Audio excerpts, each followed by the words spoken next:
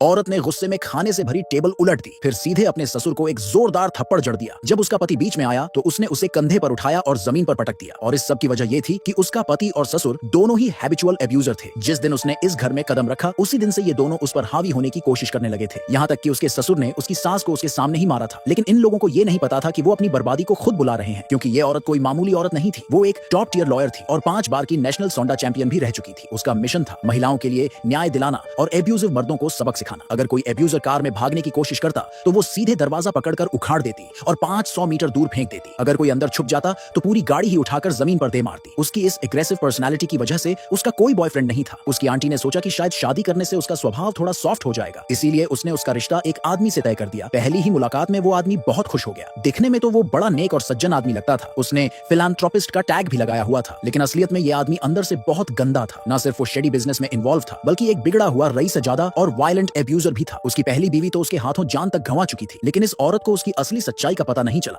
और वो अगले ही दिन उससे शादी करने जा रही थी। उधर लड़के का पूरा परिवार पहले से ही प्लान बना चुका था कि इस औरत को अपनी नौकरानी बना देंगे। शादी के बाद लड़के ने जिद की कि वो उसे सीधे अपने घर ले जाएगा, क्योंकि घर की सारी नौकरानियां तो उसके मारपीट से पहले ही भाग चुकी थी। जैसे ही औरत ने उस घर के आंगन में कदम रखा, उसने चारों तरफ आगे पीछे सिक्योरिटी गार्ड्स देखे। उसे खुद पर काबू नहीं रहा। उसके दिल में एक अजीब सी जिज्ञासा उठी, लेकिन फिर अचानक घर की आखिरी बची हुई नौकरानी गलती से उससे टकरा गई। उसी पल उसे महसूस हुआ कि कुछ तो गड़बड़ है। डरी सहमी नौकरानी तुरंत घुटनों पर गिर गई और रहम की भीख मांगने लगी। मर्द ने झटपट एक झूठ गढ़ दिया कि इसके पति ने इसे सालों तक मारा पीटा, जिससे ये डिप्रेशन में चली गई है। औरत ने उसकी बात बिना शक किए मान ली, लेकिन जैसे ही वो दोनों वहां से निकले, बॉडीगार्ड्स ने नौकरानी को बेहोश कर दिया। जब औरत पहली बार अपने ससुराल वालों से मिली तो ससुर ने उसे सीधा किचन में भेज दिया, जरा अपनी कुकिंग स्किल्स दिखाओ। साथ ही उन्होंने पूरे खानदान को खाने पर बुला लिया और औरत को एक्स्ट्रा डिशेस बनाने का हुक्म दिया। बेचारी सास, जो पहले ही बहुत कुछ झेल चुकी थी, डर गई कि कहीं नई बहू गलती कर बैठी तो उसे भी सजा मिल जाएगी, इसीलिए वो भी भागती हुई किचन में मदद करने आ गई। लेकिन औरत की नजर उसकी बाजू पर पड़े चोट के निशानों पर पड़ी। सास ने जल्दी से बहाना बना दिया, अरे कुछ नहीं, मैं गिर गई थी, इसका तेरे ससुर या पति से कोई लेना देना नहीं है। औरत ने ज्यादा सवाल नहीं किए और जल्दी से शानदार खाना तैयार कर दिया। लेकिन जैसे ही खाना टेबल पर आया, रिश्तेदारों ने ताने मारने शुरू कर दिए, सिर्फ 10 डिशेस, ये हमारे लिए काफी नहीं है, 10 और बनाकर लाओ। इतना ही नहीं, उन्होंने उसे अनपढ़ बहू तक कह दिया, तुझे तो घर के नियम कायदे तक नहीं पता। जब सास ने बहू के बचाव में कुछ कहा